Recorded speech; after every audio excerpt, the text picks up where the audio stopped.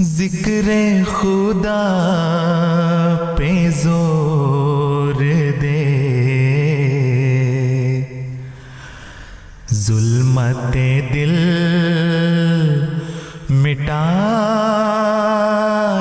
جا، ذکر خدا پہ زور دے، ظلمت دل مٹائے جا، گوہر شب چراغ بن دنیا میں جگ مگائے جا، گوہر شب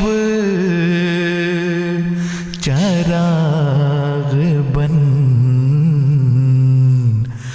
دنیا میں جگ مگائے جا، دوستوں دشمنوں میں فرق، دابے سلوک یہ نہیں، آپ بھی جام میں اڑا، غیر کو بھی پلائے جا، آپ بھی جام میں اڑا، غیر کو بھی پلائے جا، خالی امید ہے فضول، سعی عمل بھی چاہیے، ہاتھ بھی تو ہلائے جا، آس کو بھی بڑھائے جا، ہاتھ بھی تو ہلائے جا، آس کو بھی بڑھائے جا، ذکر خدا پہ زور دے، ظلمت دل مٹائے جا، جو لگے تیرے ہاتھ سے زخم نہیں علاج ہے، جو لگے تیرے ہاتھ سے زخم نہیں علاج ہے، میرا نہ کچھ خیال کر، زخم یوں ہی لگائے جا، میرا نہ کچھ خیال کر، زخم یوں ہی لگائے جا۔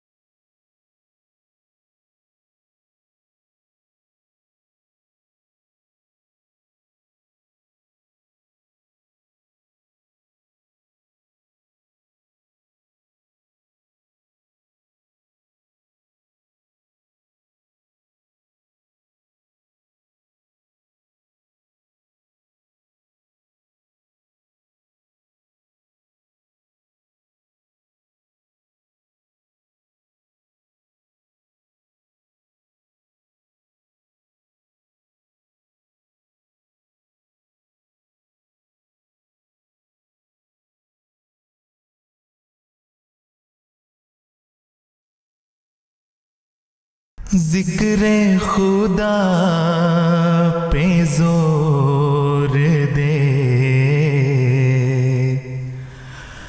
ظلمت دل مٹائے جا، ذکر خدا پہ زور دے، ظلمت دل مٹائے جا، گوہر شب چراغ بن دنیا میں جگ مگائے جا، گوہر شب چراغ بن دنیا میں جگ مگائے جا، دوستوں دشمنوں میں فرق، دابے سلوک یہ نہیں، آپ بھی جام میں اڑا، غیر کو بھی پلائے جا، آپ بھی جام میں اڑا، غیر کو بھی پلائے جا، خالی امید ہے فضول، سعی عمل بھی چاہیے، ہاتھ بھی تو ہلائے جا، آس کو بھی بڑھائے جا، ہاتھ بھی تو ہلائے جا، آس کو بھی بڑھائے جا، ذکر خدا پہ زور دے، ظلمت دل مٹائے جا، جو لگے تیرے ہاتھ سے زخم نہیں علاج ہے، جو لگے تیرے ہاتھ سے زخم نہیں علاج ہے، میرا نہ کچھ خیال کر، زخم یوں ہی لگائے جا، میرا نہ کچھ خیال کر، زخم یوں ہی لگائے جا، مانے نہ مانے اس سے کیا بات تو ہوگی دو گھڑی، قصہ دل طویل کر بات کو تو بڑھائے جا قصہ دل طویل کر بات کو تو بڑھائے جا گوہر شب چراغ بن دنیا میں جگ مگائے جا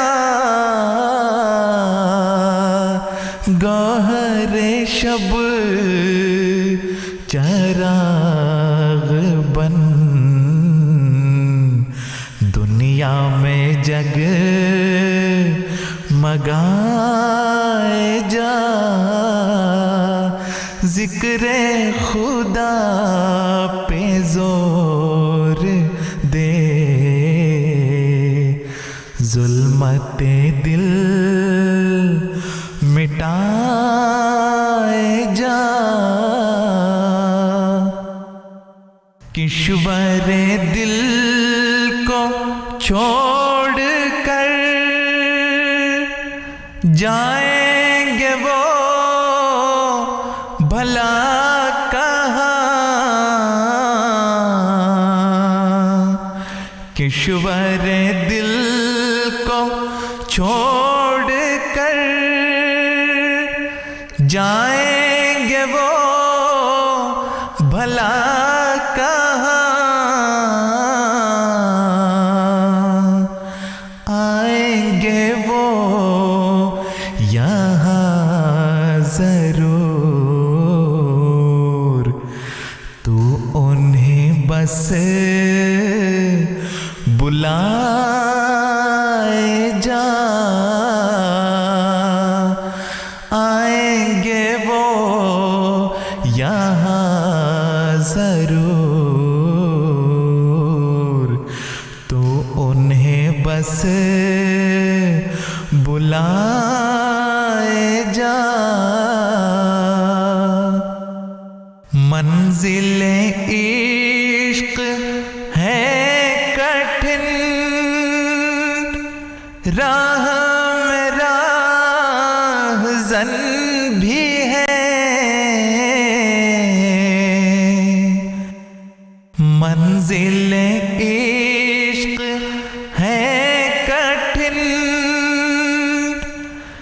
راہ میں راہ زن بھی ہے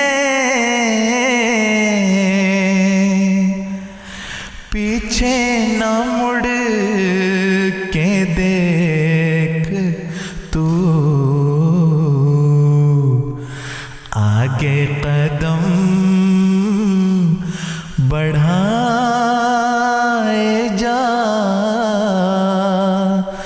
پیچھے نہ مڑ کے دیکھ تو آگے قدم بڑھائے جا ذکر خدا پہ زور دے ظلمت دل مٹائے جا عشق کی سوزشیں بڑھا جنگ کے شعلوں کو دبا عشق کی سوزشیں بڑھا جنگ کے شعلوں کو دبا پانی بھی سب طرف چھڑک آگ بھی تو لگائے جا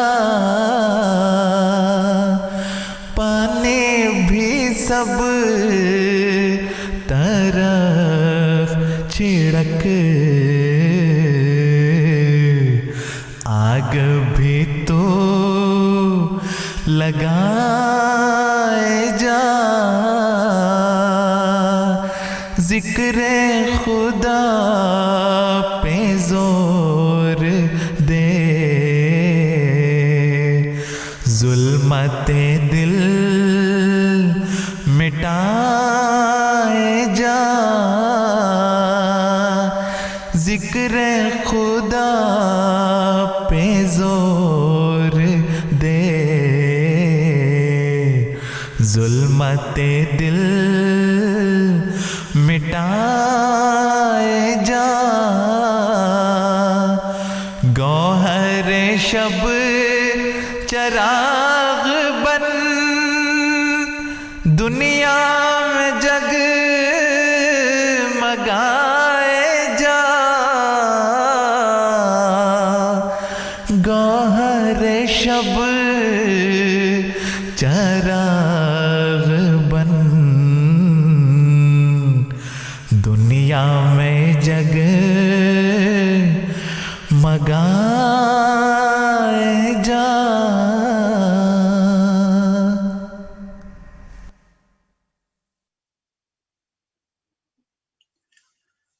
Bismillahirrahmanirrahim. Assalamu alaikum wa rahmatullahi wa barakatuhu. Welcome to Wasiyyat Forum, which is organized by Majlis Ansarullah UK. We will start this program formally with the recitation of the Holy Quran, and for that I would like to request Hafiz Tayyib Ahmad Sahib. Assalamu alaikum wa rahmatullahi wa barakatuhu. A'udhu billahi minash shaytanir rajeem.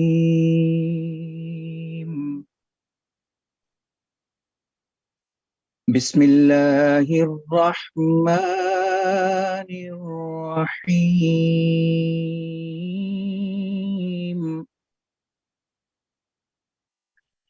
Mathalul jannati allati wu'idal muttaqun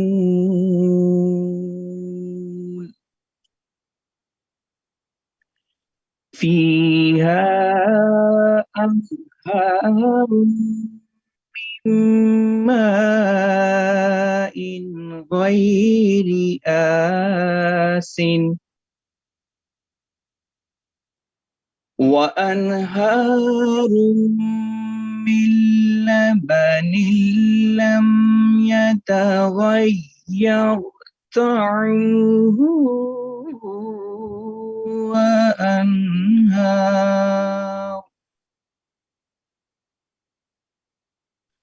wa anharun min khamrin ladhatin lisharibin wa anharun min asalin musaffa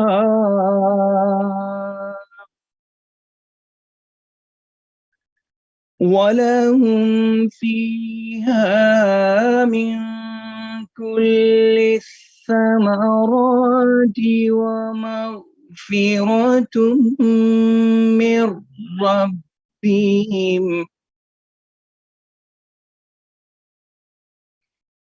كمن هو خالد في النار وسقوا ماء حميما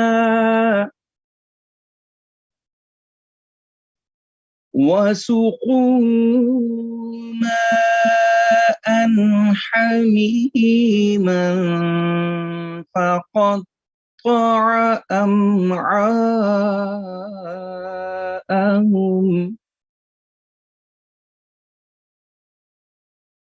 The verse of the Holy Quran just recited before you is from chapter Muhammad, chapter 47, verse 16. Now the translation: in the name of Allah, the gracious, the ever merciful. A description of the garden promised to the righteous, Therein are rivers of water which corrupts not, and rivers of milk of which the taste changes not, and rivers of wine are delight to those who drink, and rivers of clarified honey, and in it will they have all kinds of fruit. And forgiveness from their Lord. Can those who enjoy such bliss be like those who abide in the fire and who are given boiling water to drink, so that it tears their bowels? Urdu तर्जुमा। उस जन्नत की मिसाल जिसका मुत्तकियों को वादा दिया जाता है, ये है कि उसमें कभी मुतफन ना होने वाले पानी की नहरें हैं और दूध की नहरें हैं जिसका मज़ा मुतगय्यर नहीं होता, और शराब की नहरें हैं जो पीने वालों के लिए सरासर लज्जत है, और नहरें हैं ऐसे शहद की जो खालिस है, और उनके लिए उसमें हर किस्म के फल होंगे, और उनके रब की तरफ से अजीम मग़फ़िरत भी। क्या ऐसे लोग उस जैसे हो सकते हैं जो आग में लंबे अरसे तक रहने वाला हो और खोलता हुआ पानी उन्हें पिलाया जाए, बस वो उनकी अंतड़ियां काट कर रखते। जज़ाकल्लाह। बहुत बहुत शुक्रिया हाफिज Tayyab Ahmad Sahib.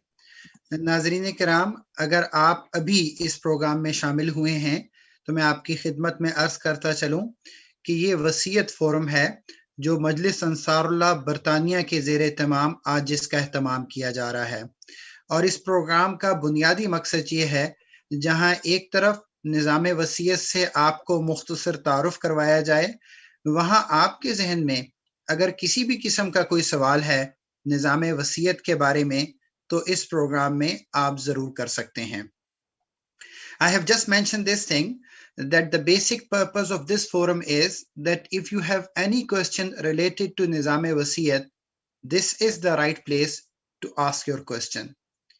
Fundamentally and historically, it is very important to know that the founder of Ahmadiyya Muslim community, Hazrat Mirza Ghulam Ahmad of Qadian, the promised Messiah and Imam Mahdi, in December 1905, he wrote his book with the title of Al-Wasiyyat, the Will. And main purpose of writing this book was that he received certain revelations from Allah Almighty related to his demise. And while writing this book, he talked about two very important institutions in Ahmadiyya Muslim community. Number one, institution of Khilafat, and number two, this institution of Wasiyyat. While talking about the institution of Khilafat, the promised Messiah والسلام, given the example of Hazrat Abu Bakr Siddiq Raziyallahu anhu, he said about this thing that a time will come when the same thing will happen in Ahmadiyya Muslim community. And he furthermore said about this second manifestation that it would be until the end of times and as this community is established by Allah Almighty. While talking about Nizam-e Wasiyyat, basically he talked about importance of sacrificing in the way of Allah, and then all the glad tidings which he received from Allah Almighty related to this system of Wasiyyat.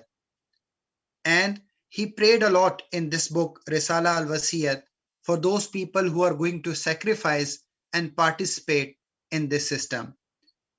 He said, I pray again, O all-powerful God of mine, make this piece of land fit for the graves of those of my Jamaat who are pure of heart, who have in reality become yours. There is no worldliness in their deeds. खाकसार ने अभी ये अर्ज किया है कि हजरत बानी जमात अहमदिया हजरत मिर्जा गुलाम अहमद कादियानी अलैहिस्सलाम ने दिसंबर 1905 में रिसाला अल-वसीयत तहरीर फरमाया, और इसमें बुनियादी तौर पर दो निज़ामों का जिक्र फरमाया, एक निज़ाम खिलाफत का और एक निज़ाम वसीयत का। निज़ाम खिलाफत के बारे में बयान फरमाते हुए तो हजरत मिर्जा गुलाम अहमद कादियानी अलैहिस्सलाम ने हजरत सल्लल्लाहु अलैहि वसल्लम के बाद हजरत अबू बकर सिद्दीक रज़ी अल्लाह अन्हु की क़याम होने वाली خلافت کا بھی ذکر فرمایا، اور جماعت احمدیہ میں نظام خلافت کے بارے میں حضرت مسیح موعود علیہ الصلوۃ والسلام نے یہ خوشخبری بھی دی کہ یہ نظام تا قیامت جاری رہے گا۔ اس مقدس قبرستان بہشتی مقبرہ میں تدفین کے بارے میں حضرت مسیح موعود علیہ الصلوۃ والسلام نے 3 شرطوں کا ذکر فرمایا جو خلاصتاً خاکسار آپ کے سامنے رکھ رہا ہے۔ شرط اول کے طور پر کچھ مالی ادائیگی جو گویا انفاق فی سبیل اللہ کا فوری اور پہلا زینہ ہے۔ So basically the promised Messiah علیہ الصلوۃ والسلام mentioned 3 conditions of becoming a member of this system and then having some land in this piece which is known as Behishti Maqbara. The first condition was to do some financial sacrifice which will be first step towards this system. دوسرا جو آپ نے شرط بیان فرمائی وہ ترکہ کے 10ویں حصے کی ادائیگی کی وصیت جو انفاق فی سبیل اللہ کا ایک امتیازی زینہ ہے۔ So the second condition he has mentioned was that paying in the way of Allah 1/10 of your property and 1/10 of your income. And the third condition, which is the most important condition in this regard, حضرت مسیح موعود علیہ الصلوۃ والسلام نے جس تیسری شرط کا ذکر فرمایا وہ یہ تھی کہ دفن ہونے والا متقی ہو اور محرمات سے پرہیز کرتا اور کوئی شرک اور بدعت کا کام نہ کرتا ہو، سچا اور صاف مسلمان ہو۔ یہ شرط سب سے اہم اور موسیقی کی ساری زندگی سے تعلق رکھتی ہے۔ So this third condition which is mentioned by the promised Messiah علیہ الصلوۃ والسلام is basically talking about that each one who is buried here should have led a righteous life and abstain from all that is prohibited and should have not been guilty of shirk and bidat. He should be a true and sincere Muslim. یہ تمام باتیں جو حضرت اقدس مسیح موعود علیہ الصلوۃ والسلام نے بیان فرمائی ہیں، ان کو سننے کے بعد ہر احمدی کی یہ خواہش ہونی چاہیے کہ وہ اس نظام وصیت میں شامل ہو۔ حضرت مسیح موعود علیہ الصلوۃ والسلام نے اس نظام میں شامل ہونے والوں کے لیے بے شمار دعائیں فرمائی، اور آپ نے فرمایا بالآخر ہم دعا کرتے ہیں کہ خدا تعالیٰ اس کام میں ہر ایک مخلص کو مدد دے اور ایمانی جوش ان میں پیدا کرے اور ان کا خاتمہ بالخیر کرے۔ The promised Messiah علیہ الصلوۃ والسلام mentioned many prayers for the people who are going to participate in this system. The best way to understand the system of Khilafat and Nizam Wasiyyat is to read the book of the promised Messiah alayhi salatu wasalam, The Will. And I must mention this thing, that it is a very small book which you can read in one sitting. I hope and pray all the listeners who are planning to become a part of this system, they will inshallah be reading this book.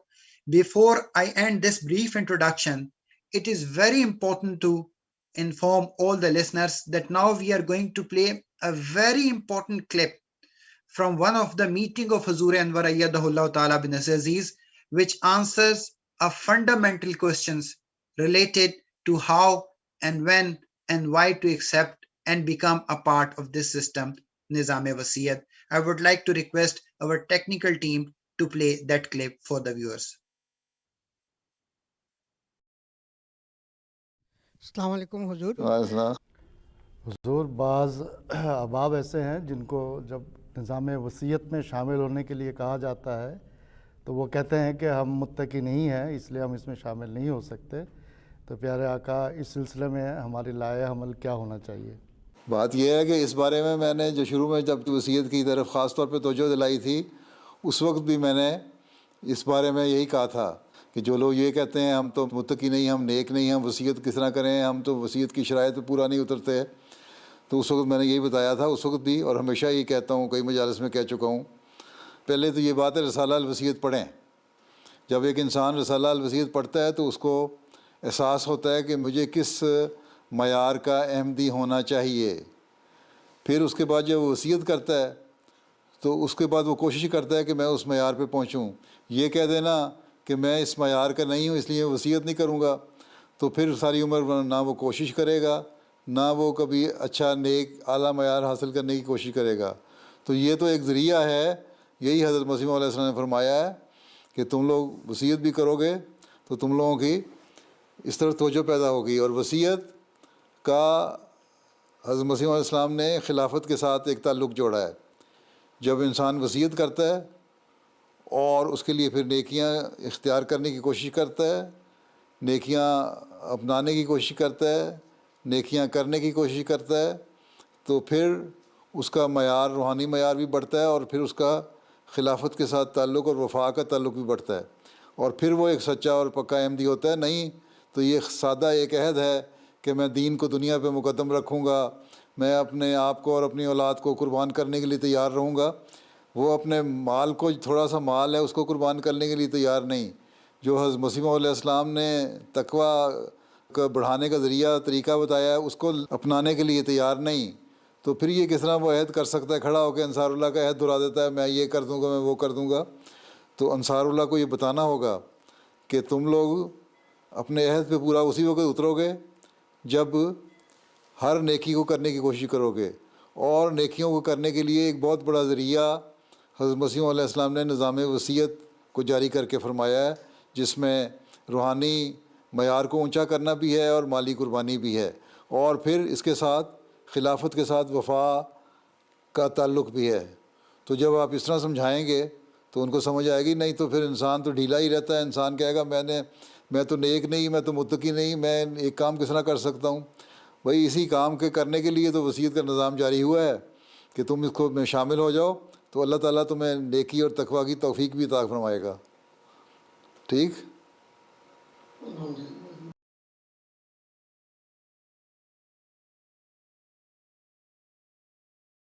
मोमिनीन हज़रत खलीफतुल मसीह खामिस अय्यदहुल्लाह ताला बिन अज़ीज़ का ये नहायत अहम clip सुना, जिसमें आपने बांग्लादेश के अंसारुल्लाह के मेंबर की तरफ से पूछे जाने वाले एक सवाल का जवाब दिया। This clip, it was also having English subtitling, so I hope that those of our viewers who are not able to understand Urdu language, they were able to read the English subtitling. Now I would like to request the panel members of today's forum, and we will start with Sadr Majlis Ansarullah, Dr. Chaudhry Ijazur Rahman Sahib, and one introduction of Dr. Sahib is, of course, he is Sadr Majlis Ansarullah, but another introduction of Dr. Sahib is that he is a psychiatrist. But today we'll be asking him questions related to Nizam-e Wasiyyat. MashaAllah, he's been working in Ahmadiyya Muslim community on different positions, so he will be able to answer different questions related to Nizam-e Wasiyyat as well. Dr. Sahib, aapko bahut bahut khush aamdeed. Assalamu alaikum warahmatullahi wabarakatuh. Next, we have Secretary Wasiyyat, Jamaat-e Ahmadiyya UK, Dr. Munawar Sahib. Dr. Munawar Sahib is serving as National Secretary Wasaya UK. And of course, there are many questions which are related to the office-related things. And I hope Dr. Munawar Sahib is the right person to ask those questions. Inshallah, Dr. Sahib will be answering to those questions. Dr. Sahib is a former lecturer, and I hope he'll be showing some of his skills as a lecturer today as well. Assalamu alaikum, Dr. Munawar Sahib. Wa alaikum assalam wa rahmatullah. Jazakallah, Mawlavi Sahib. And third, we have Mansoor Ahmad Sahib, who is basically expert in the financial aspects of the industry, but he is also serving as National Secretary Waqfe No, especially the young Khuddam. They must be familiar with the face of Masroor Bhai. So Masroor Sahib, Assalamu alaikum wa rahmatullahi wa barakatuh, and welcome to the forum. Jazakallah. We have started receiving questions. So Dr. Munawar Sahib, first of all, I would like to ask, or I would like to present a question to you. Yeah. Adnan Sahib is asking this question, and the question is, if a person dies before he has fully paid the Wasiyyat Chanda due on his property, and his family is unable to pay the lump sum, I mean, he means that in one go, what is Jamaat's response in that case and the person's status? Yes, Jazakallah, Adnan Sahib. Assalamu alaikum warahmatullah. Now, the procedure for paying his sajadat is at the demise of a musi, hissa amand, that is the chanda on the income. That should be complete. And by the grace of Allah, most of the musis, they have their chanda hissam complete. So the other thing is that we take an undertaking from the buyers or the family, which says that they will look after the affairs, Wasiyyat affairs or Wasiyyat dues of the musi. And we take that undertaking, and there is no sort of hurdle not to be buried. So the burial takes place, and then we take up the, any dues that remain with the family or whoever gives the undertaking. So it should not be, worrying thing that if we don't pay the Jaidat before the demise, then we will not be buried into the Maqbara Musian or Behishti Maqbara. So that should not be the case because we take an undertaking at the time. Dr. Sab, I think you have very rightly answered this question, but I think we also must mention those examples that there have been many, alhamdulillah, Ahmadi Muslim men and women, they already tried their level best to pay this amount of money during their lifetime. So I think that example should also be mentioned in front of the listeners. But as you have rightly answered this question, that as far as if there is any problem, so there is no kind of any harsh action against anyone.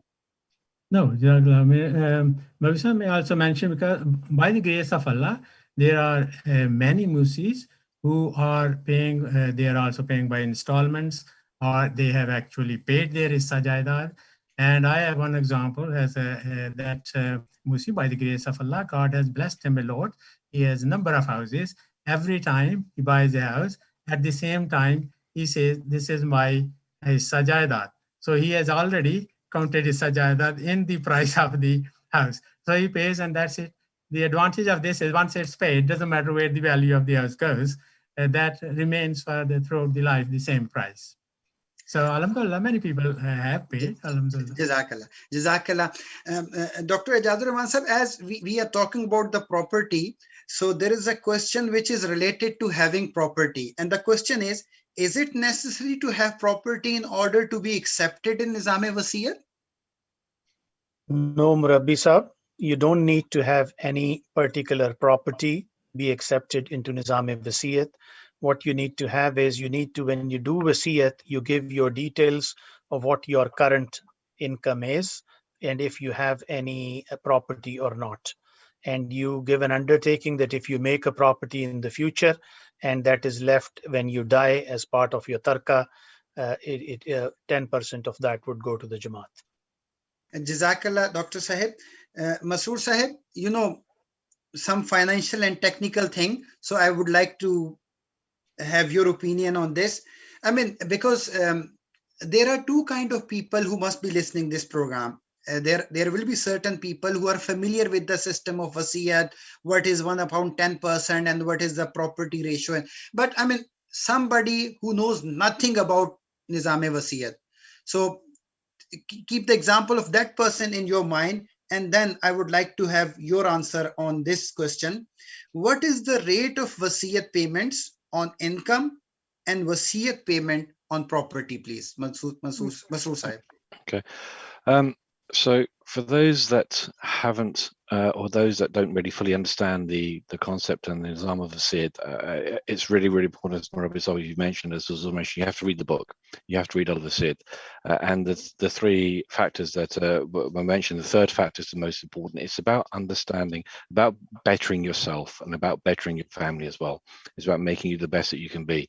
And then there's a financial aspect. Now, from my understanding, and Dr. Saab, please correct me if I'm wrong, but the rate of Wasiyyat on your income, so there's income and then there's property as such.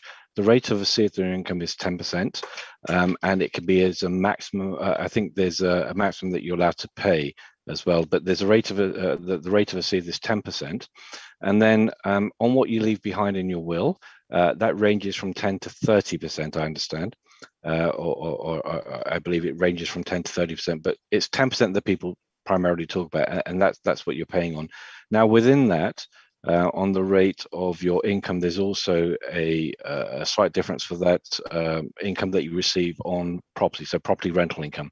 I think that's charged at a slightly lower rate. I think that's, am I correct in that? Yeah. 1/16. 1/16, yeah. So it's 10% on your income, and if you've rented out property for which you receive rental income, then it's 1/16. So it's not 1/10, it's 1/16. Yes, Okay. on income and on property, the rate is the same, whatever is the Wasiyyat rate, which is decided by the Musi. Minimum is 1/10 and the maximum is 1/3. Yep. So it will apply on both. Yep. So perhaps I can mention something about the property questions are coming, that if somebody wants to pay the Hissa Jaidat during the lifetime, then at the time when somebody decides to pay the Hissa Jaidat, the valuation, the property is valued as the market value which is taken. And the mortgages and loans, they stay in the value of the property. And then if the person is living in the property, they have 5 years to pay. In fact, it becomes more than 5 years because we have a small form which goes to the relevant person. It's a very simple one. You write your name, Wasiyyat number, and then write down the value of the property. There is no need of a estate agent's valuation. And then president, local president, and 2 Amla members sign that form. This comes to Wasaya office. We send it to Rabwa, and it takes nearly 6 months to 9 months. It comes back, and from that point onwards, one has 5 years in which to pay the Hissa Jaidat. And if the person is living in the property, and otherwise there's 2 years. Now the other scenario is when, Prophet Islam has said that it is, the second condition, that 1/10 or whatever the rate of Wasiyyat is payable on the tarka. Tarka means what is left over, and that is whatever as assets are valued at the demise of the Musi, and the loans and mortgages, and these are taken off, and on the remaining, you pay according to your rate of Wasiyyat, which is normally 10%. But there's a difference is during lifetime, mortgage and loan stays in the value of the property, whereas after the demise, they are taken off from the value of the property. So I thought I better make that clear. Doctor साहब, आपने अभी जो बातें बयान की हैं, इनका बहुत गहरा ताल्लुक है ऐसे लोगों से भी जो काफी अरसे से निज़ाम वसीयत में शामिल हैं। मैं चाहूंगा मुख्तसर तौर पे इनको उर्दू में जरूर दोहरा दें आप प्लीज। हाँ जी, मैं अर्ज कर देता हूँ कि वसीयत के जायदाद जो है, हिस्सा जायदाद अदा करने के लिए हमारा ये तरीक़ेकार है कि अगर किसी ने अपनी ज़िंदगी में वसीयत अदा करनी है, तो हमारे वसीयत फॉर्म से एक फॉर्म लेते हैं, बड़ा मुख्तसर फॉर्म है, उसके ऊपर एम्स नंबर, वसीयत नंबर और जायदाद जो भी प्रॉपर्टी है उसकी वैल्यू लिख देते हैं। किसी एस्टेट एजेंट की वैल्यूएशन की ज़रूरत नहीं है। ये फॉर्म हमारे पास आ जाता है और फिर ये रवा जाता है। 6 माह से लेके 9 माह के अंदर इसकी मंजूरी आ जाती है, और उस मंजूरी की तारीख से लेके आपके पास 5 साल हैं उसकी अदायगी के लिए। अगर आप उस प्रॉपर्टी में रह रहे हैं, यानी रेजिडेंशियल प्रॉपर्टी है, आप उसमें रह रहे हैं। अदरवाइज अगर बिजनेस प्रॉपर्टी वगैरह है, उसके लिए 2 साल है। और ये इस वक्त जो मार्केट वैल्यू होती है वही आप लेते हैं जब उसकी फॉर्म के ऊपर वैल्यू लिखते हैं। तो दूसरा इस सिलसिले में ये पॉइंट है कि जैसा कि मुस्लिम ने फरमाया कि वसीयत जो है उसका तरका के वफात के बाद तरका के ऊपर वसीयत की अदायगी जो है वो वाजिबुल अदा है। तो वफात के बाद ये है कि जो भी मार्केट की वैल्यू हो, जो भी एसेट्स हैं उनका जो भी वैल्यू है, उसमें से लोन्स या मॉर्गेजेस वगैरह वो निकाल के जो बाकी रह जाता है, जिसको तरका बोलते हैं, उसका यानी रेट ऑफ वसीयत के हिसाब से अदायगी करनी होती है, जो कि नॉर्मली 1/10 होता है। लेकिन फ़र्क सिर्फ यह है कि अगर ज़िंदगी में अदा करनी है तो लोन्स और मॉर्गेजेस प्रॉपर्टी की वैल्यू से नहीं निकलते, वो बीच में रहते हैं, लेकिन वफात के बाद उनको निकाल के बाकी के ऊपर करते हैं। बहुत बहुत शुक्रिया Dr. Munawar Sahib.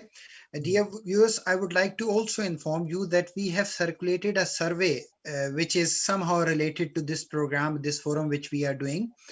You can access that survey in our YouTube chat box as well. And basically there are 3 questions in this survey. The first one is, currently are you considering to join this blessed scheme? And you have to answer yes or no. And the second one is that, have you read the book The Will by the promised Messiah alayhi salatu wasalam? And the third question is that if there is any question in your mind related to, or what is stopping you from becoming a part of this scheme, is it spiritual concern or financial concern? I hope and pray that you people are able to do this survey, because this will give us an idea that where our members are standing right now. मैं अर्ज ये कर रहा था कि इस programme से ताल्लुक रखने वाला एक सर्वे भी जो है वो आपको मिल जाएगा, और हम चाहते हैं कि आप उस सर्वे में हिस्सा लें ताकि हमें पता लगे कि आप लोगों के क्या रुझानात हैं। उसमें 3 सवालात हैं। पहला सवाल ये है कि क्या आप अनकरीब निज़ाम वसीयत में शामिल होने का इरादा रखते हैं, और दूसरा सवाल ये है कि क्या आपने रिसाला अल वसीयत जो हज़रत अक़दस मसीह मऊद अलैहिस्सलातु वस्सलाम की तहरीर करता किताब है वो पढ़ ली है कि नहीं, और तीसरा सवाल ये है कि अगर कोई रोक है इस निज़ाम में शामिल होने की तो वो क्या रोक है, रूहानी या माली। डॉक्टर इजाजुर रहमान साहब, certain questions are related to each other, so I would like you to answer this question both in Urdu and English. So one question is, what is the process if I'd like to join the blessed scheme of Al Wasiyyat, and how long does it take to get accepted? As I said, the process to join Risala, to the blessed scheme of Wasiyyat, I think first of all, the advice is to read the book written by promised Messiah alayhi salatu wassalam in whichever language you are comfortable with, Urdu or English, more than once certainly, and you are clear on that you are going to join this blessed scheme. You can ask for form from the Wasaya office. There is a form that you would need to fill in. That form would need verification from your president and some witnesses. You will need to fill in the form. It's not a very difficult form to fill in. It will ask details. You fill that form in, and then you get that signed by your president and witness, and then submit it to the Wasiyyat office along with one initial payment that you make. After that, the form, obviously there is a process because it has to go to Rabwa. Sadr Anjuman Ahmadiyya is in Rabwa. So it will be sent back to Rabwa. It takes time, a turnaround time. I think Dr. Munawar Saab would be better placed of the current time, but it can take up to a year almost sometimes for it to come back. Sometimes it may come back earlier on. The advice of whether you start paying Chanda Wasiyyat from the time that you have submitted the form, that's your choice, that whether you want to do it right from that time or you want to wait till your Wasiyyat form is completely accepted and it comes back. What the normal advice is that one should start paying. So in the unfortunate incident happening that they die in between before their Wasiyyat has been accepted, if they are paying Chanda, they've started paying that, it would consider to be accepted automatically at that time. इसी चीज को मैं थोड़ा सा उर्दू में भी बयान कर देता हूँ, और इस पे अगर बाद में डॉक्टर साहब भी इसके ऊपर कोई और चीज ऐड करना चाहें जरूर, तो वो है वसीयत करने के लिए आमतौर पे दोस्तों को जब तवज्जो दिलाई जाती है तो सबसे पहले अर्ज किया जाता है कि रिसाला अल वसीयत पढ़ लें अच्छी तरह से, और उसको 1, 2, 3 दफा पढ़ें ताकि आपको अच्छी तरह से समझ आ जाए, और उसके बाद आप वसीयत ऑफिस से ये फॉर्म वसीयत करने के लिए ले सकते हैं।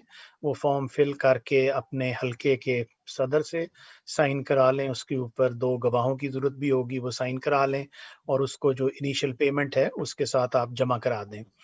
और उस जब आप फॉर्म जमा करा देते हैं तो ये फॉर्म वसाया ऑफिस यूके से रब्बा भिजवाया जाता है, और प्रोसेस कंप्लीट होने के बाद वो वसीयत जो है वो एक्सेप्ट हो जाती है। इसमें 6 से माह से साल का अरसा लग जाता है, मुख्तलिफ वक्तों में मुख्तलिफ टाइम होते हैं। डॉक्टर साहब इस वक्त सही वक्त उसका बता सकेंगे कि आजकल कितना टाइम इसके अंदर लगता है। और आपके लिए आसान है कि आप अगर जिस वक्त ये फॉर्म भिजवा दें तो आप अपना चंदा जो भी आपने वसीयत की है उसके हिसाब से मंथली अपनी आमद के ऊपर अदा करना शुरू कर दें। लाजमी नहीं है, आप इंतज़ार भी कर सकते हैं कि पहले मेरी वसीयत अप्रूव हो जाए और उसके बाद मैं करूं, लेकिन बेहतर ये गिना जाता है कि आपने जब नेक नियति के साथ एक कुर्बानी में आप शामिल हो गए एक स्कीम में, तो आप चंदा देना शुरू कर दें, और खुदा न खास्ता अगर उस दौरान आपकी वफात हो जाए और अभी आपकी वसीयत एक्सेप्ट होकर वापस ना आई हो, तो अगर आप चंदा दे रहे हैं तो वो ऑटोमेटिकली एक्सेप्ट कंसिडर की जाती है। बहुत बहुत शुक्रिया डॉक्टर इजाजुर रहमान साहब। मसरूर अहमद साहब, आपके सामने मैं जो सवाल पेश करना चाहता हूं, again it has some relationship with the financial system and the property as well. So the question is in front of you is, if a Musi owns a property, for example a house or maybe a shop, which he has rented out to someone. So there are two parts of the question. Does he need to pay hissa Ahmad on the income coming of that property? And the second one is, and what about the hissa Jaidad if he would like to pay on that property as well? So yeah, that's that question's kind of been addressed before. Yes, the hissa Ahmad, the income that you receive from that property, you have to pay Wasiyyat on, and the income, the rate for paying Wasiyyat on property income is 1/16. Now that's the minimum rate that you have to pay. So that's the income side of it, and yes, you have to pay the hissa Jaidad on this as well, or it has to be paid after you die, and again that's at the 1/10 rate if that's the minimum that you set. So yes, you're paying for both. The question as to how long you have to pay for the hissa Jaidad part of this. You have 2 years, or your family has 2 years after your death in which to settle that part of the account, because it's a rented property. And as Dr. Saab said, if it was your residential property, then you have 5 years. But for your business property, for your rental incomes, for your rental properties, you have 2 years in which to settle the outstanding hissa Jaidad. अच्छा मसूर साहब, आपने जो बयान किया उससे मेरे लिए तो बहुत ये कॉन्सेप्ट क्लियर हो रहा है। मैं चाह रहा हूं आप ये हमारे सुनने वालों को उर्दू में भी बता दें। कोई भी आमद जो आपकी होगी, चाहे वो आपकी प्रॉपर्टी से हो रही है, आपको यहाँ तक कि तोहफतन भी कोई अमाउंट मिलती है, या इसके अलावा किसी भी और जराए से आपकी कोई इनकम होती है, तो बुनियादी कुलिया ये है कि उसके ऊपर जो भी आपकी वसीयत की शरह है 1/10 या ज्यादा से ज्यादा 1/3, तो उस पे आपने वसीयत का चंदा अदा करना है। क्यों मसरूर साहब, ऐसे ही बनता है? बिल्कुल यही बात है। देखें, चंदा जो है ना, जो जहां से भी आपको पैसे आए, आपने उस पे चंदा देना है, ठीक है। वसीयत का चंदा आपने देना 1/10 अगर आपका रेट वो है, अगर तनख्वाह हो तो उस पे देना, अगर आपको किसी ने तोहफा दिया, अगर आपको वो खर्चा मिलता है उस पे भी देना। तो जो रेंटल इनकम है ना, जो प्रॉपर्टी आपको जो पैसा को रेंटल इनकम से मिलते हैं, उसका 1/16 होता है, लेकिन दूसरा सारा 1/10 है। तो जहाँ से भी आपको पैसा आए, वो आपका पैसा वो आपकी इनकम कराई जाती है, तो उस पे आपने वसीयत जरूर देनी है। बहुत बहुत शुक्रिया डॉक्टर मुनव्वर साहब। a question which is asked very often, because when people read Risala al-Wasiyyat or we talk about Nizam al-Wasiyyat, we always mention Bihishti Maqbara, and we talk about Bihishti Maqbara Qadian. Those who lived in Rabwa and they have some background of Pakistani origin, they know about Bihishti Maqbara in Rabwa as well. But the question is, why is there not a Bihishti Maqbara in UK? The question is the question, I'm placing it in front of you. You answer the question whether is it a right question or not. Jazakallah. Now, the Maqbara Musian behind the spirit is the same. The rules that apply to Bihishti Maqbara, same rule apply to the Maqbara Musian. What is it that, where one is buried? What was the purpose of this one? First of all, Prophet Islam was shown in the dream, from where the Wasiyyat started. So where Hazur said that I was shown a place which was named Bihishti Maqbara, and that it was conveyed to me that these are the graves of such people who are Bihishti. So that means they will live in heaven. So basically, wherever you are buried, whether it's a Maqbara Musian or the Bihishti Maqbara, the idea is the same, that those are buried here, they by the grace of Allah are Bahishti. So the one can imagine where is the paradise, where one has to go into Bahisht. That paradise is God with God. So this is a piece of land, is there or in here. But obviously there is a significance of the Baishti Maqbara Qadian, because the Prophet Islam's grave is there. And what basically Hazur says, for example, I'll see if I can find out. It says that वाज़े हो के खुदा ताला का इरादा है कि ऐसे कामिल ईमान एक ही जगह दफन हो, ता आइंदा की नस्लें एक ही जगह उनको देखकर अपना ईमान ताज़ा करें, और ता उनके कारनामे यानी जो खुदा के लिए उन्होंने दीनी काम किए हमेशा के लिए कौम पर जाहिर हों.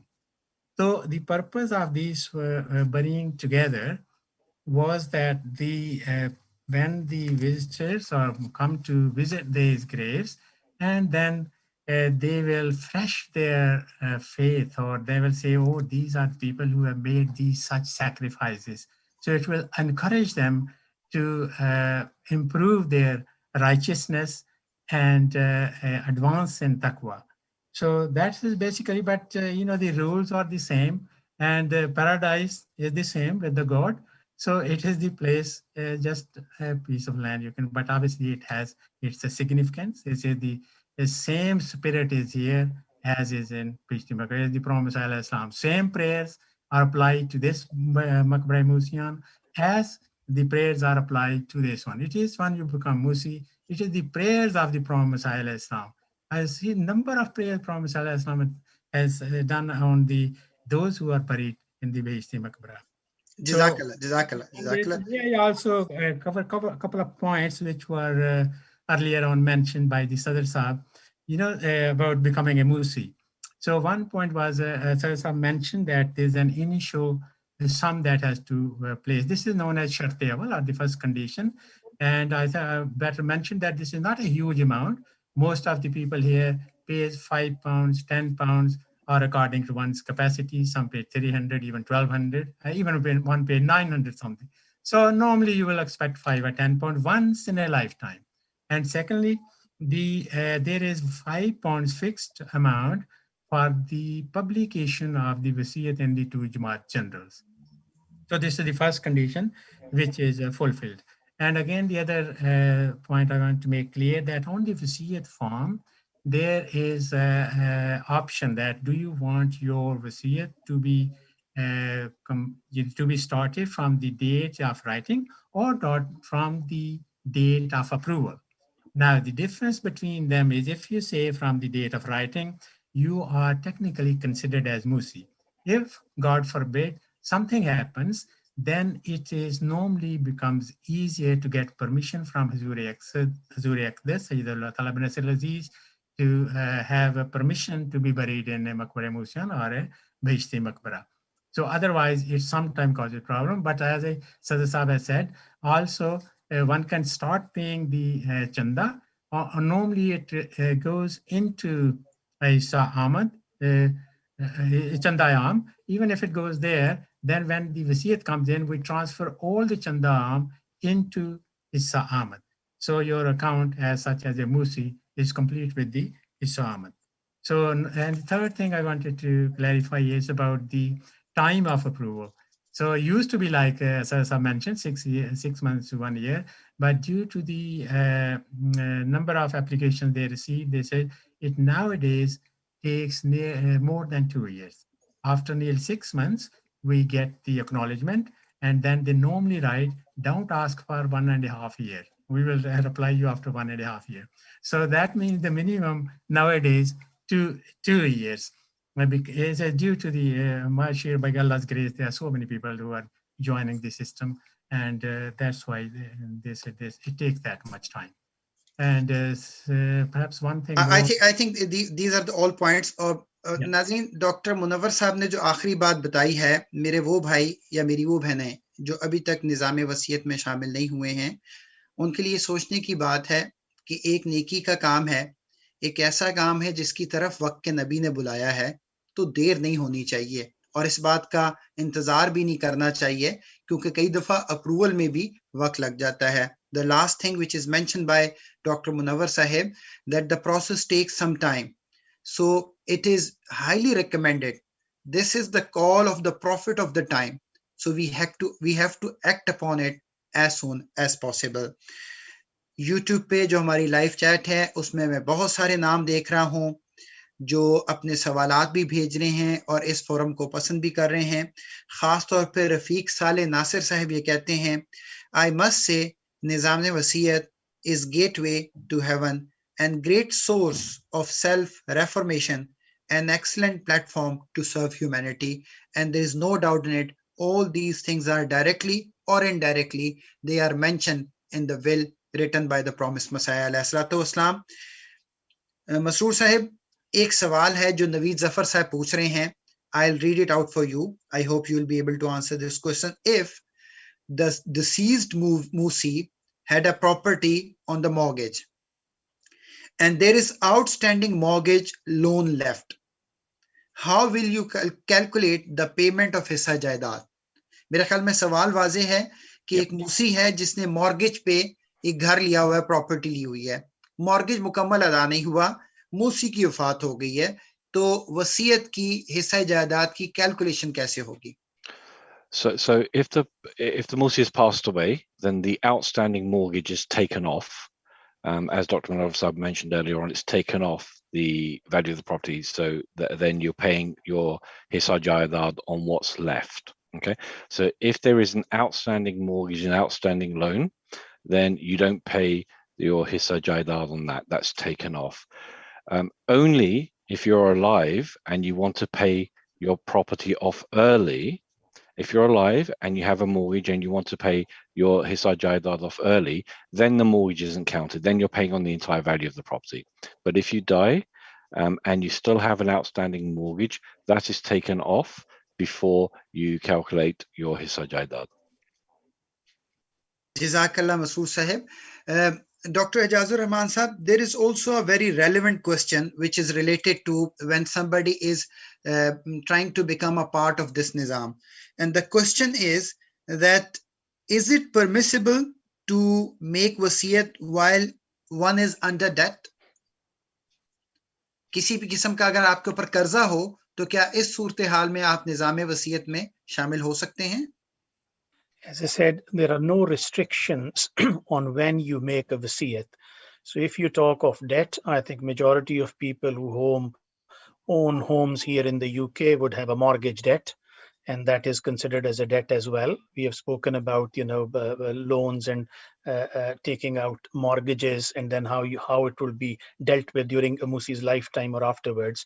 So there is no restriction in terms of doing this.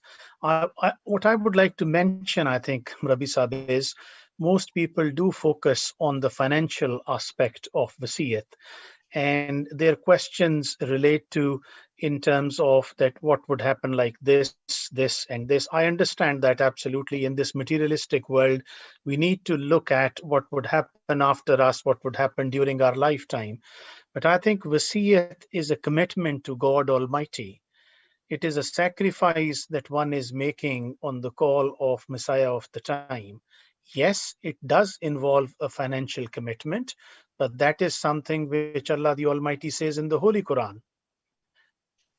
If that unless you spend out of what we have given you or what you love, so it is part of that. I think it is more related to self-purification and enhancing one's own moral standards and those of one's progeny.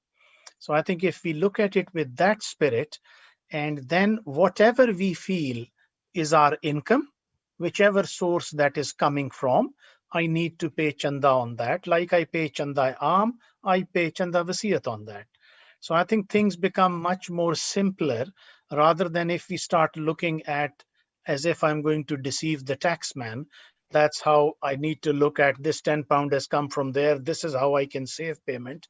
It is not that. Everything given to us is coming from Allah the Almighty. He knows what He has given to us and He knows what we have committed. Jazakallah, Dr. Sahib.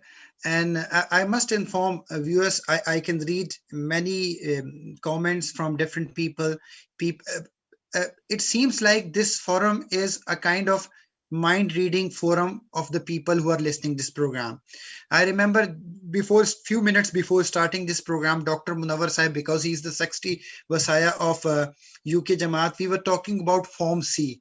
And I think Dr. Munawar Sahib, Fatihul Haq Sahib, they listened to our conversation. And his question to you is it possible to start sending C form through link where you can just click giving option, yes or no, and then sending it back? So this is a question from Fatihul Haq Sahib from Huddersfield. Ji, Dr. Munawar Sahib. Ravi sir. Jazakallah Fatihul Haq sahib. Now, nearly 2 or 3 months ago, I wrote to Mirza exactly same, because in Canada, what they do the Schedule C form online. They log on. Is a two-factor authentication, the process of logging on, like here some banks have. So a similar process, they can go into their account and they Schedule C form. They look into there, they see their account and they write their whatever is their budget is for the year. So I wrote this one to Mirza. Mirza forwarded to the director Aziz permission to Rabwa, and nearly I think 3 weeks ago, I had a telephone conversation with the Wakil Malsani Sahib, and he said we have forwarded it to Canada with a strong recommendation. So I requested that similar process should be done here in the same software. Everything system should be set up in UK so that our members can also do this on the online. So that's at the moment we are at that stage. It may take some time before it comes operational or we get any response.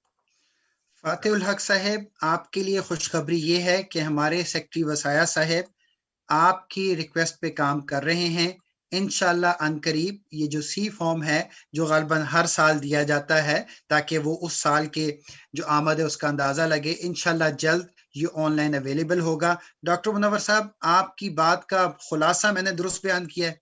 बिल्कुल सही है. हाँ जी, इंशाल्लाह Canada will come and they will set it up inshallah. बिल्कुल ठीक.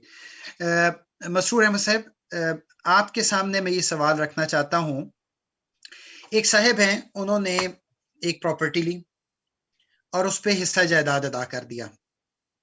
उसके बाद वो प्रॉपर्टी उन्होंने बेच दी. अब क्या होगा?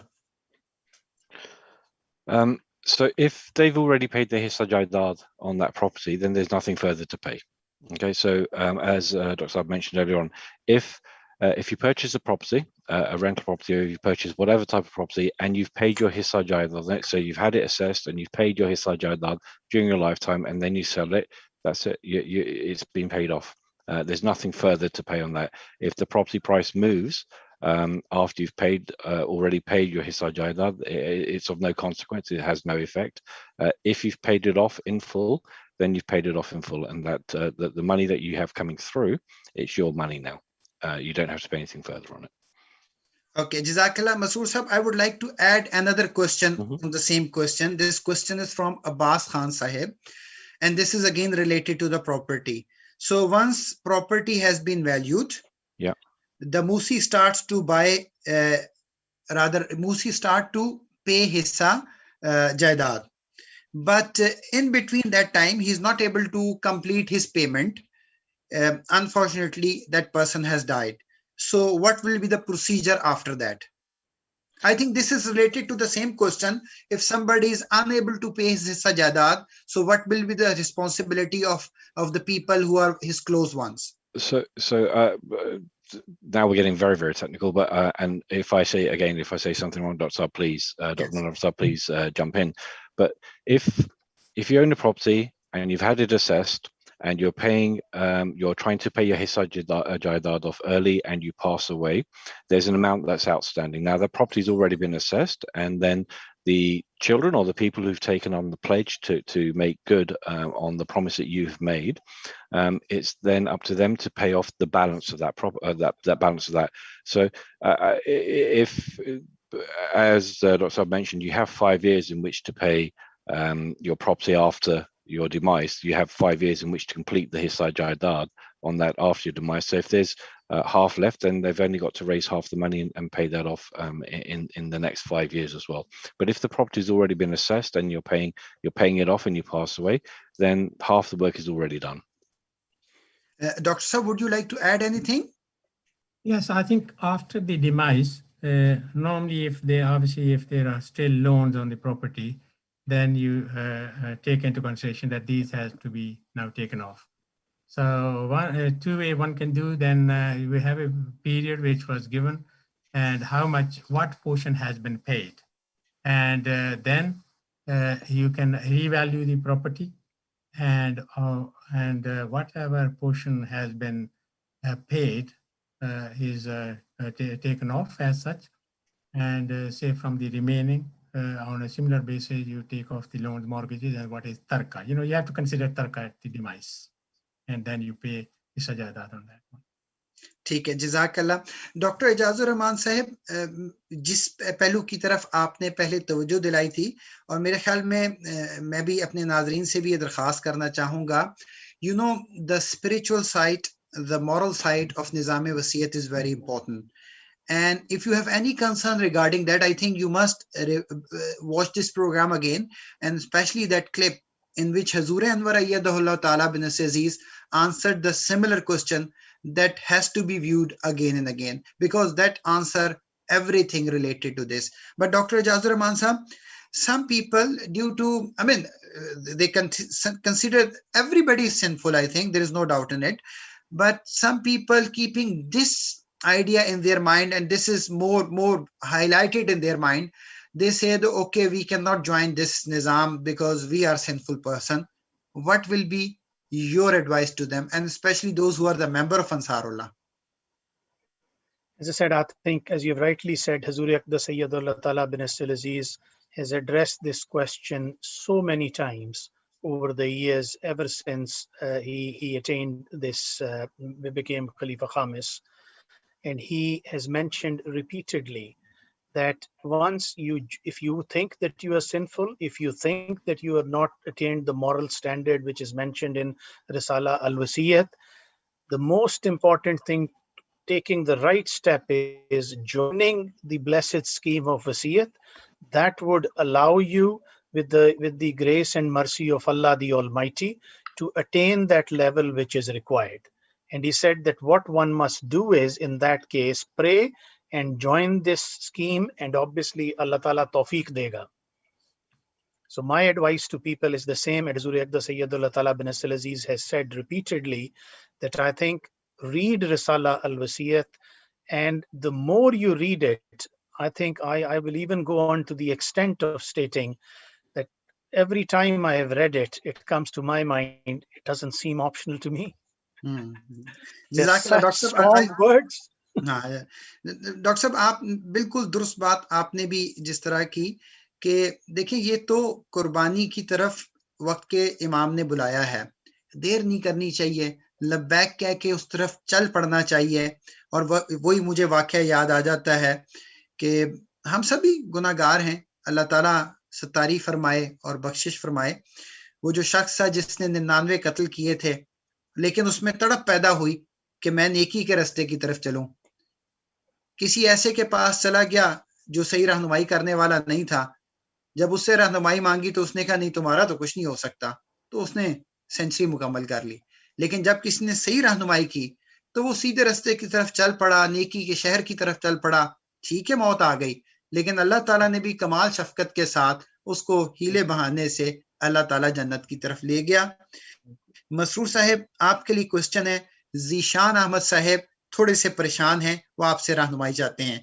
The question of Zeeshan Ahmad साहब इज, अस्सलाम वालेकुम व रहमतुल्लाहि व बरकातुहू, if a person has paid his property, हिस्सा जायदाद on his wasiyat, and he has died, or he has not yet died, he has transferred his property to his children, and alhamdulillah they are also musi. So are they going to pay hissa jaidad again on the same property?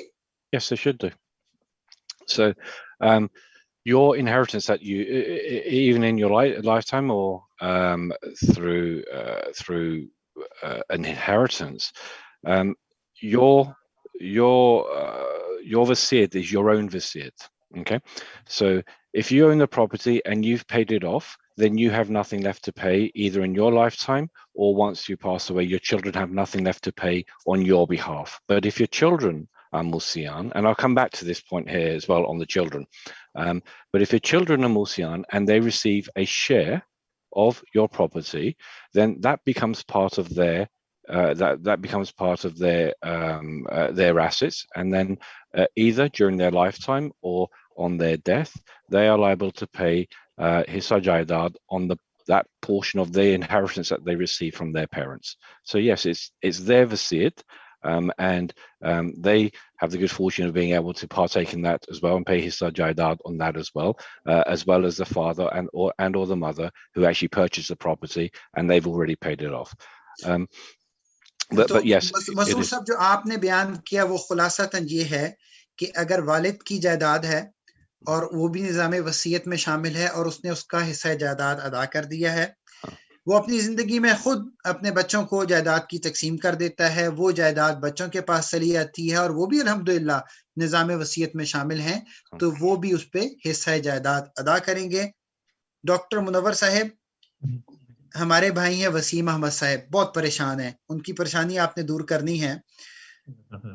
वो कह रहे हैं, if one has paid in his lifetime the 10% on a property and then one sells the property and buys another property of the same value, so will he be bound to pay the wasiyat on other property which he has bought from the same amount of money?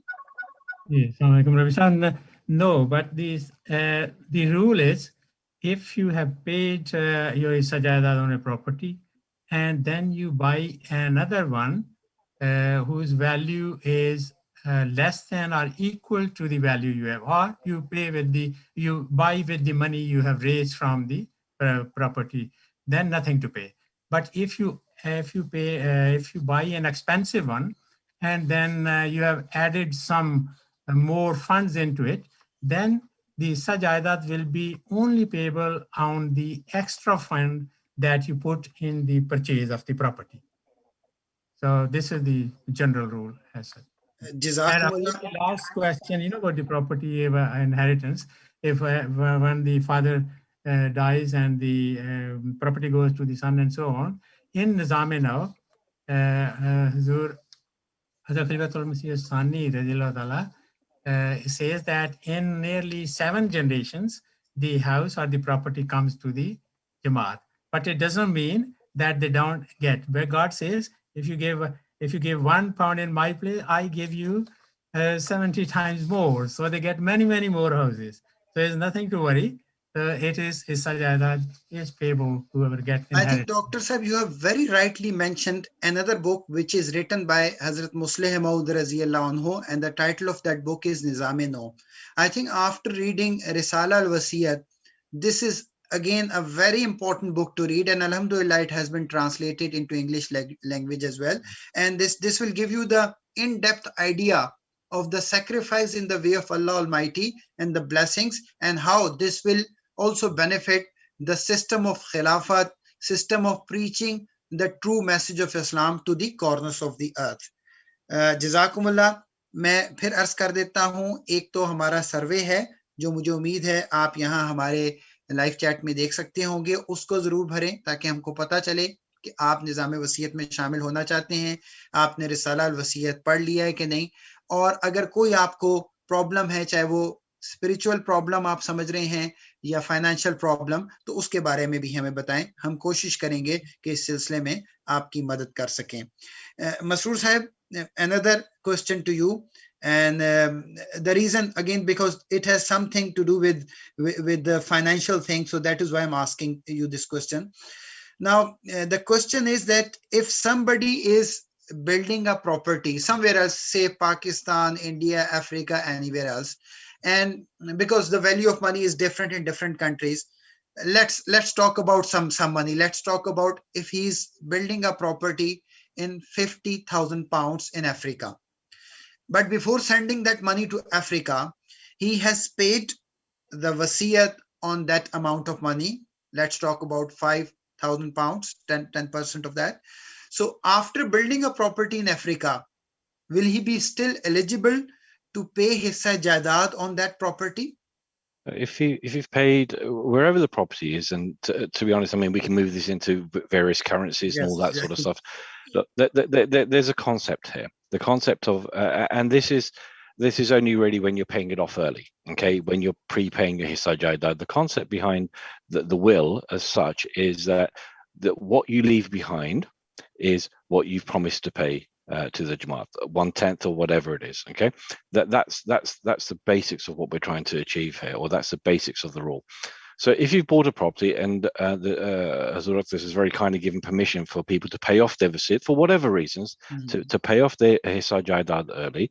If you've purchased a property and it's cost you £50,000 in Africa, and you've sent the money from here and you've paid £5,000, you've paid off your hissa jaidad for that property. Okay, so even after it's completed, as long as so I don't think what you can't necessarily do is say, okay, I bought a little hut and it cost me £10,000 and I'll pay my £1,000 hissa jaidad, and then I'm going to invest another £500,000 in making it into a massive palace, and then my hissa jaidad has already been paid off. That's not how this works. Okay, so if you've purchased a piece of land and built a property on it and paid the required amount of your hissa jaidad on that, it's done, it's dusted. You have nothing more to pay on that. Jazakallah Masroor Sahib.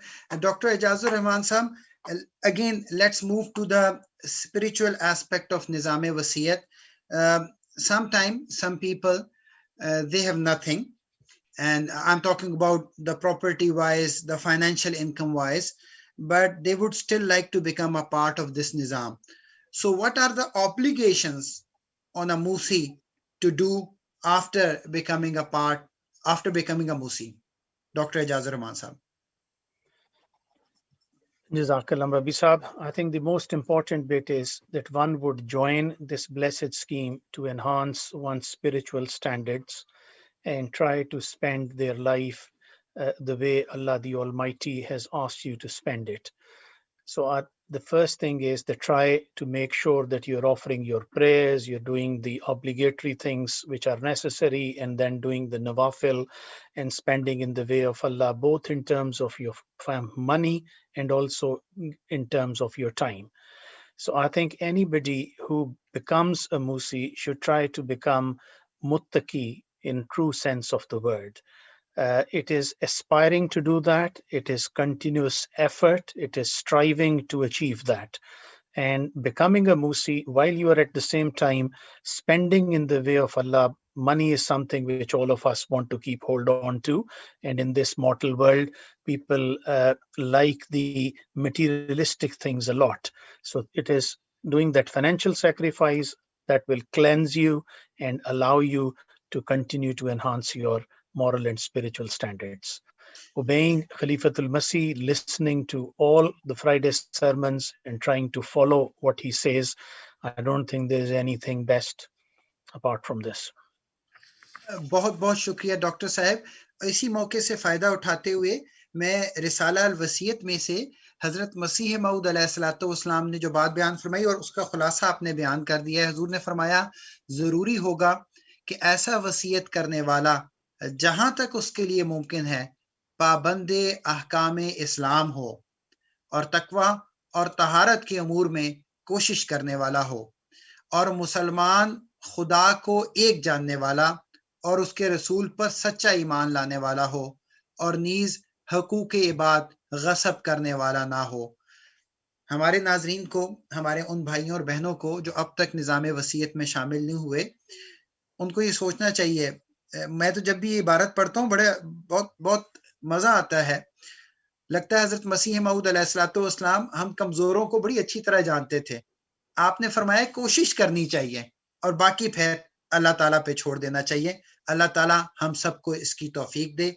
Doctor Munawwar साहब, next question to you is, I have made my wasiyat that upon my passing 10% of my property value will go to the Jamaat.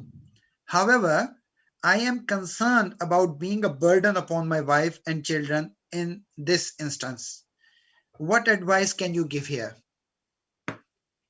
Yes, Rabbi Sahib, very simple.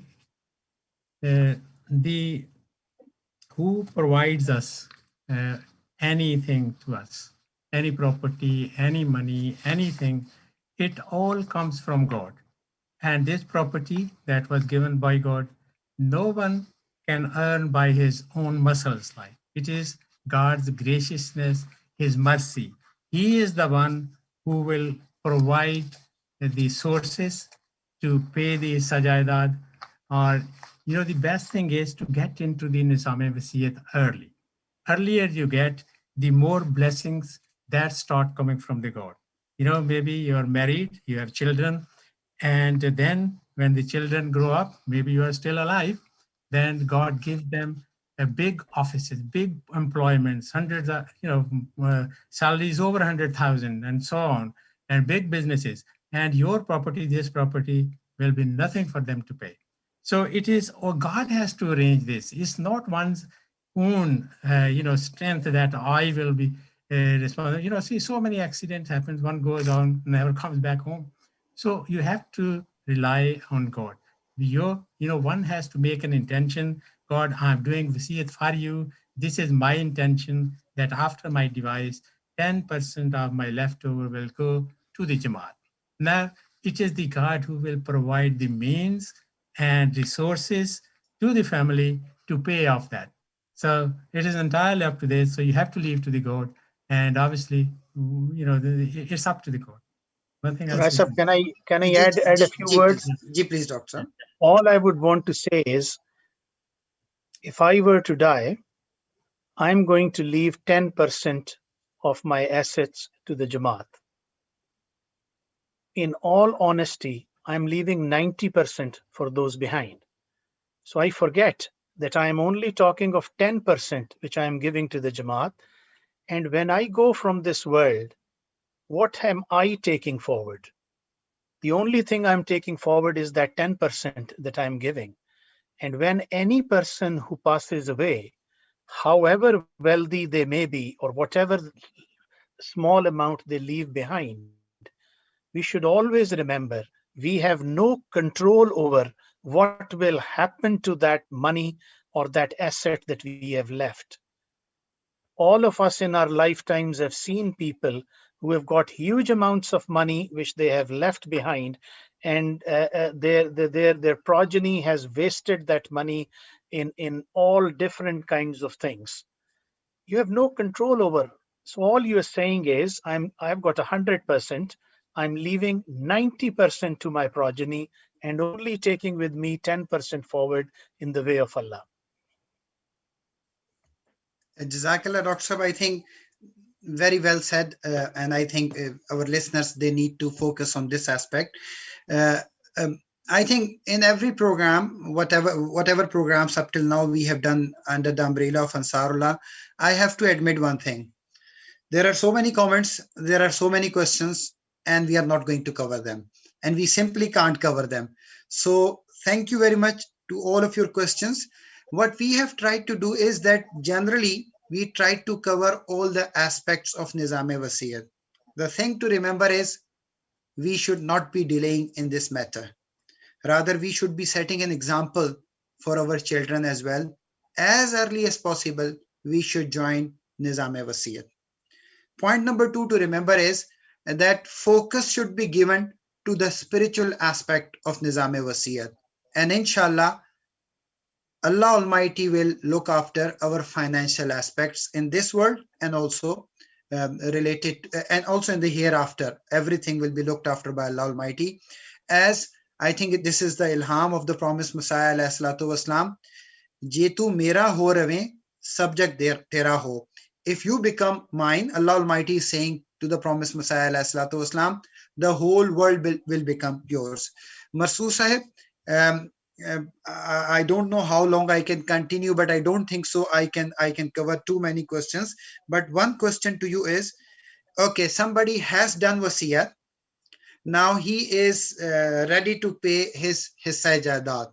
For that person, right from the grassroots level, guide him till the end. How will his property will be valued, and what will happen, and then what will happen, and then what will be his responsibility?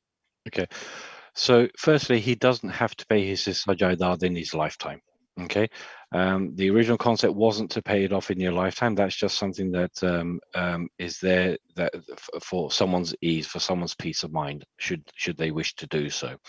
If they want to pay hissa jaidaad off during their lifetime, then as Dr. Saab mentioned earlier, you have to value your property. And we're at the moment we're only talking about houses, but please bear in mind it's all of your assets. Okay, so it's your shares, it's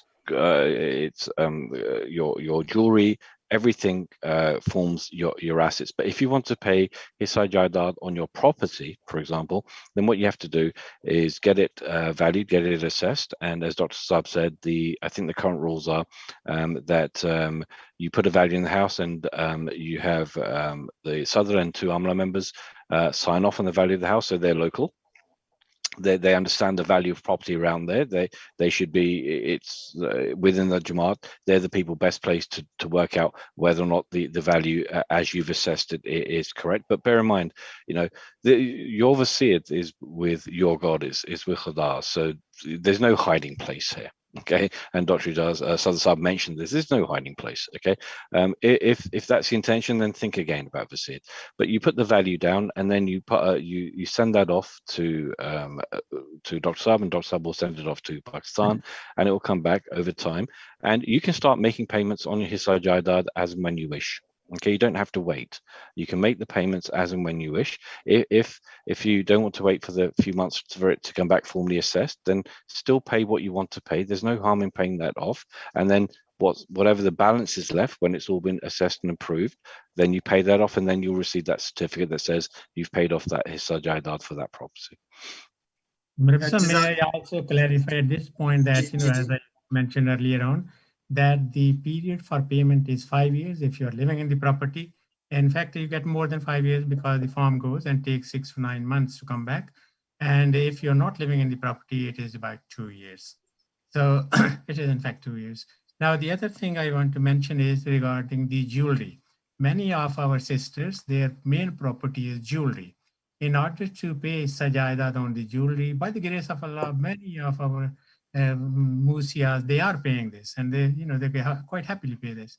So the process very similar, simple form.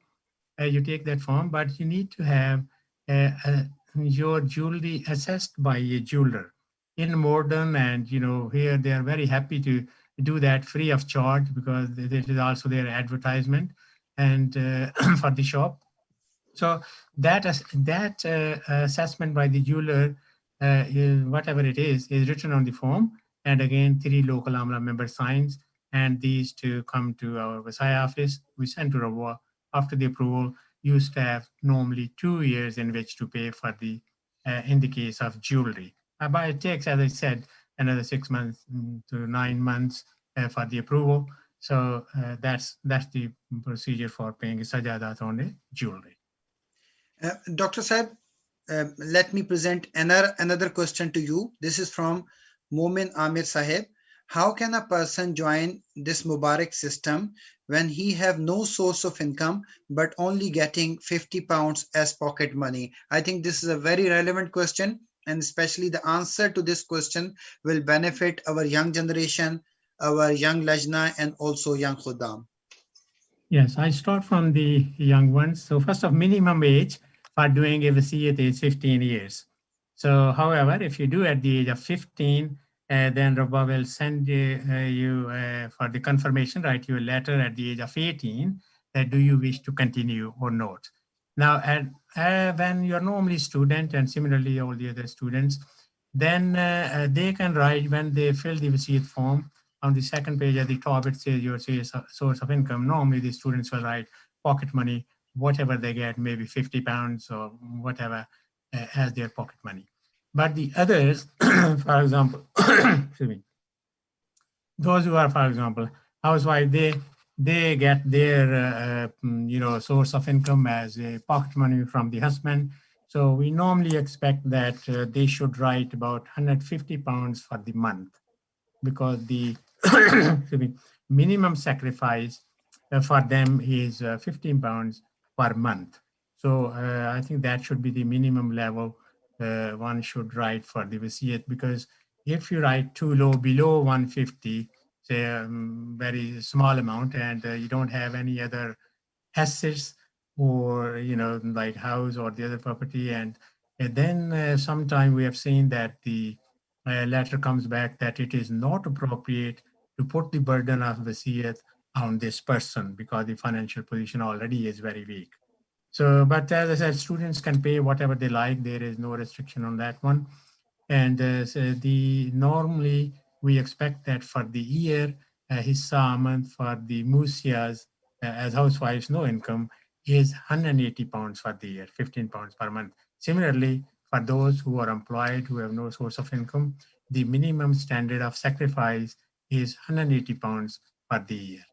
So this, I would say, that £150 per month as a minimum as source of income. Source of income, one can say, one can be maybe getting support from the family. So you write £150 as a assistant from my family, because you have to live, you have to have some expenses. So you are getting somewhere this money. So you have to mention whatever the source is from the family, from where it is. So that's what. बिल्कुल ठीक है doctor साहब मैं चाहूंगा एक इससे related मैं सवाल करना चाहता हूँ. जमात अहमदिया पे हिजरत का दौर आया हुआ है. हमारे कई भाई और बहन हिजरत करके पाकिस्तान से दीगर ममालिक से यहाँ आते हैं. हिजरत के अपने मसाइल होते हैं, लेकिन लोगों ने पुरानी वसीयत की होती है. उनको इल्म नहीं होता कि उन्हें यहाँ आके क्या करना चाहिए. मैं चाहता हूँ इस सवाल का आप जवाब उर्दू में हमारे बहनों और भाइयों के लिए दे दें. जी, जो भी दोस्त यहाँ आते हैं, जाहिर है मुश्किलात भी होती हैं, काफ़ी शुरू में दिक्कतें भी होती हैं. तो एक ये है कि हम वैसे तो रूल्स काफ़ी स्ट्रिक्ट हैं कि 6 महीने के बाद अगर नहीं चंदा दें तो उनकी वसीयत मनसूख हो सकती है. रूल्स तो वही है, लेकिन बाज़ दफ़ा जो है अपने वो लिख के आपके हमारे हालात ऐसे हैं तो उसके ऊपर यानी ली जा सकती है. वरना कि सिर्फ डिले ये नहीं हो सकता कि फॉर एग्जांपल उनको कुछ नहीं देना. उनको या तो बाज़ ऐसे भी हमारे हैं जो उनके पाकिस्तान में इनकम है, वो पाकिस्तान में दे देते हैं, लेकिन वो एक्सप्लेन कर देते हैं कि मेरी यहाँ इनकम नहीं है, मेरी इनकम पाकिस्तान में ही है और मैं वही अदा कर रहा हूँ. इस किस्म की स्टेटमेंट आ जाए वो भी ठीक है. लेकिन अगर वो यहाँ आते हैं और फिर सोर्स ऑफ इनकम नहीं है तो उसके लिए अपने हालात लिख के दे दें और उसके मुताबिक देखा जा सकता है कि इनको डिले किया जा सकता है नहीं. लेकिन ये जो है कि उनके कम से कम जो मेयार हैं और वो एडल्ट हैं, £15 पर मंथ जो है ना, ये कायम रहता है. इसमें कोई नहीं है. चूँकि हमारे 2 केसेस थे जो कि बहुत उन्होंने यही लिखा था, देखें जी हमें तो मिलते ही इतने हैं और इसमें से कुछ नहीं अदा कर सकते. तो फिर जब हमने इनके ऊपर हदायत दी तो यही आई थी कि ऐसी सूरत में ये है कि अगर ये कुर्बानी इतनी नहीं कर सकते तो फिर अपनी वसीयत जो है वो आप मनसूख करवा लें. लेकिन अमूमन तौर पर वी आर क्वाइट अकोमोडेटिंग. बिल्कुल ठीक है. जितना वक्त हो उनकी नीयत होनी चाहिए कि हाँ हमने ये अदा करना है. तो आप रबी साहब देखेंगे अल्लाह ताला ऐसे. जी बिल्कुल, ये डॉक्टर साहब जिस तरह आप जिक्र कर रहे हैं ये तो अल्लाह ताला के साथ एक मोहब्बत के ताल्लुक की बात है. और मैं नाज़रीन को ये बताना चाहूँगा थ्रू आउट दिस प्रोग्राम हमने डॉक्टर मुनव्वर साहब जो सेक्रेटरी वसाया बरतानिया हैं, उनका कॉन्टेक्ट नंबर, उनका ईमेल नंबर आपको दिखाया है. आपने इस बारे में कोई भी तफसील जाननी हो तो आप डॉक्टर साहब से राब्ता कर सकते हैं. I have just mention this thing that throughout this program, and this program will be available on YouTube, the contact number, email address, and the office of Dr. Munawar Sahib, who's the Secretary Wasaya of UK, was shown on the YouTube channel. You can contact him through all these contact details whenever you want and whatever further question you have.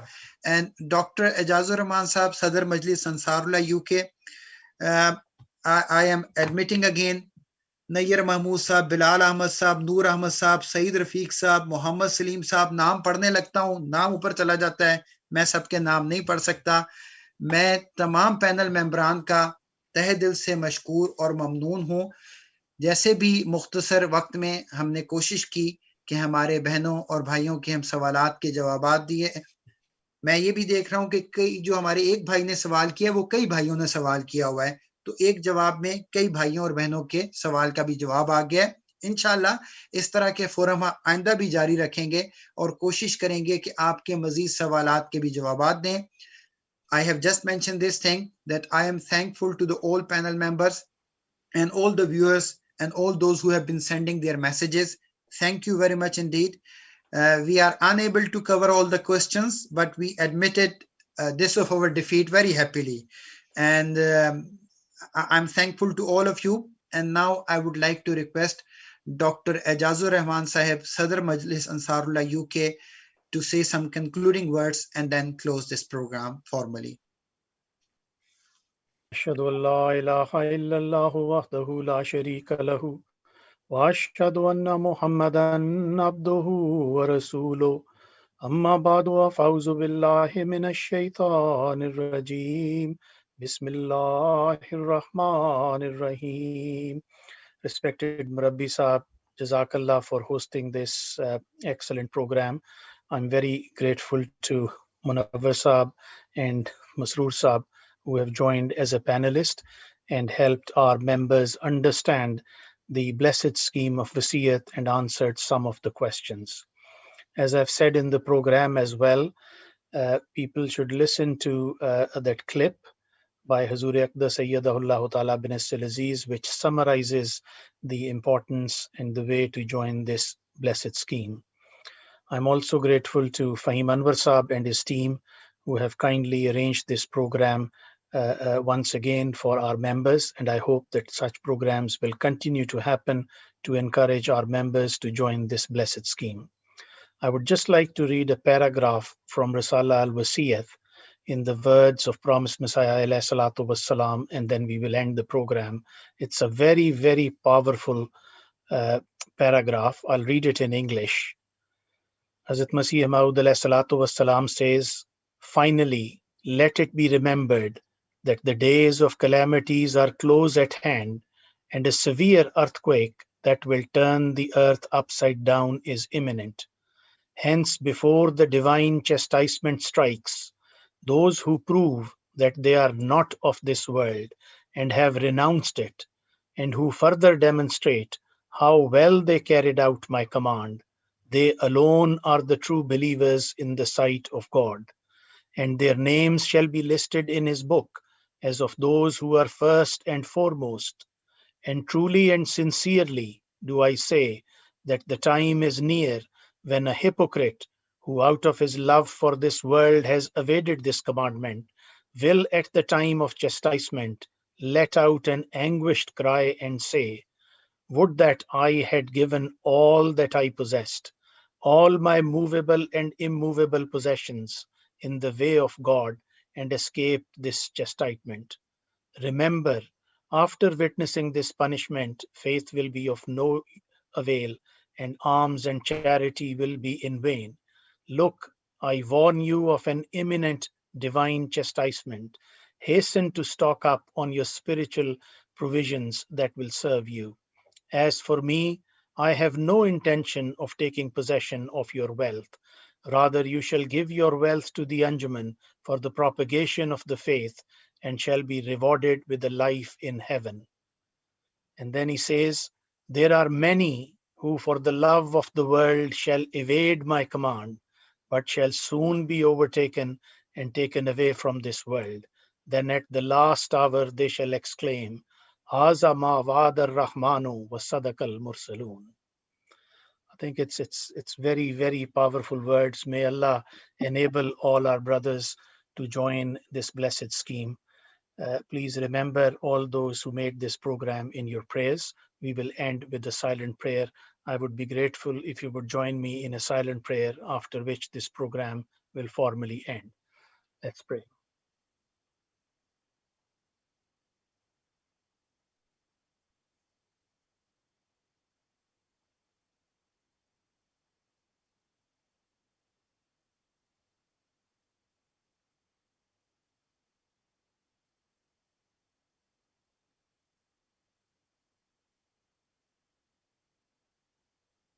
Ameen. Summa Ameen. Jazakumullah. جزاکم اللہ. میرے تو ذہن میں تو نہیں تھا، بعد میں مجھے کسی نے یاد دلایا مسلم اسلام کا. یہ تو اتفاق ہے کہ اللہ تعالیٰ نے میرے دل میں ڈالا کہ ذکر ہو جائے، اور وہ شروع ہو گیا. حضرت مسلم اسلام کو الہام ہے یا خواب میں اللہ تعالیٰ نے فرمایا کہ بدر کے واقعہ کو مت بھولو.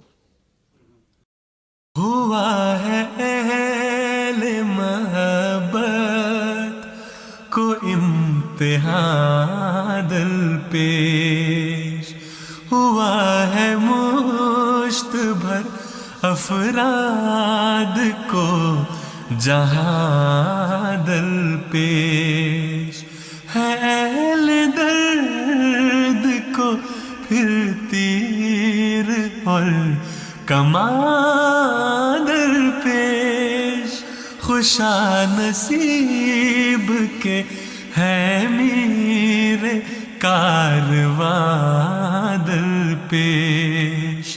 وہی ہے ڈھال سو اس ڈھال کو نہیں بھولو، کبھی بھی بدر کے احوال کو نہیں بھولو، کبھی بھی بدر کے احوال کو نہیں بھولو.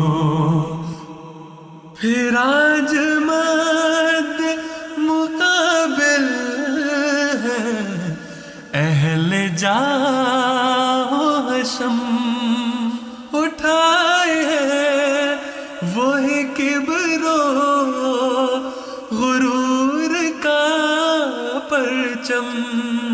نصیب ان کو سبھی فیصلوں کے لو قلم، یہاں پہ چال کوئی ہے تو بس ثبات قدم، یہی ہے چال تو اس چال کو نہیں بھولو، کبھی بھی بدر کے احوال کو نہیں بھولو، کبھی بھی بدر کے احوال کو نہیں بھولو. امیر اہل وفا پھر ہوا ہے سجدہ ریز، جو سجدگاہ سے اٹھی صدائے لرزاں خیز، تو دیکھ لینا کہ ہوگی وہ انقلاب انگیز. ستم کرو وہ دعائیں ہیں مثل تیغ تیز، سو اپنے گرد بچھے جال کو نہیں بھولو، سو اپنے گرد بچھے جال کو نہیں بھولو، کبھی بھی بدر کے احوال کو نہیں بھولو، کبھی بھی بدر کے احوال کو نہیں بھولو. امیر قافلہ سجدے سے اٹھ کے آئے گا، امیر قافلہ سجدے سے اٹھ کے آئے گا، تو اس کے ساتھ خدائے قدیر آئے گا، وہ اپنے ہاتھ سے کنکر بھی گر اڑائے گا، تو اہل ظلم پہ طوفان ٹوٹ جائے گا تو اہل ظلم پہ طوفان ٹوٹ جائے گا. پس آنسوؤں سے لکھی فال کو نہیں بھولو. پس آنسوؤں سے لکھی فال کو نہیں بھولو. کبھی بھی بدر کے احوال کو نہیں بھولو. کبھی بھی بدر کے احوال کو نہیں بھولو. کبھی بھی بدر کے احوال کو نہیں